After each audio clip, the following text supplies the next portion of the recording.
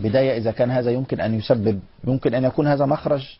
والله شوف، حتى نعرف الحل الحقيقي للمشكلة لابد أن نشخص المشكلة الحقيقية. ما هي مشكلتنا؟ ما هو سبب هذه الإشكالات التي تحدث؟ نحن ليست مشكلتنا أننا لا نستطيع رؤية الهلال، نحن ليست مشكلتنا أن القمر موجود ونحن غير قادرين على رؤيته وبالتالي يجب أن نطلق قمر صناعي إلى الفضاء حتى يراه، أو نحن بحاجة إلى اختراع منظار حتى نراه. المشكلة الحقيقية أن هناك أناس يرون القمر وهو غير موجود. هذه هي المشكلة. يرون ما وراء الحجب. نعم بلا حدود. فنحن مشكلتنا يعني الحل بكل تأكيد لن يكون بإطلاق قمر صناعي. هناك من سيرى القمر قبل القمر الصناعي، ليس باختراع منظار. هناك من سيرى القمر قبل المنظار.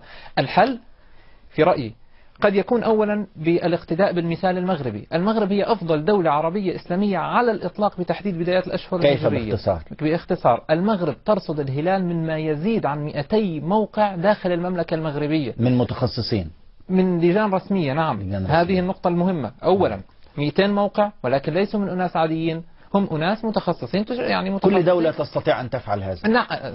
نعم طبعا. فلو كان الرصد جماعي وقبلت الشهادة من قبل اللجان المشكلة من قبل الدولة لحلت المشكلة. نحن يعني على الرغم من أننا فلكيين قد نقبل بهذا الحل ولا نريد كل الحسابات الفلكية. يا أخي شكل لجان موزعة على مختلف مناطق المملكة ولا تقبل شهادة الفرادى. مشكلتنا التي تحدث أن شهادة أشخاص عاديين منفردين تقبل. طب هذا الشخص يا أخي ربما متوهم، ربما رأى كوكب اعتقد الهلال.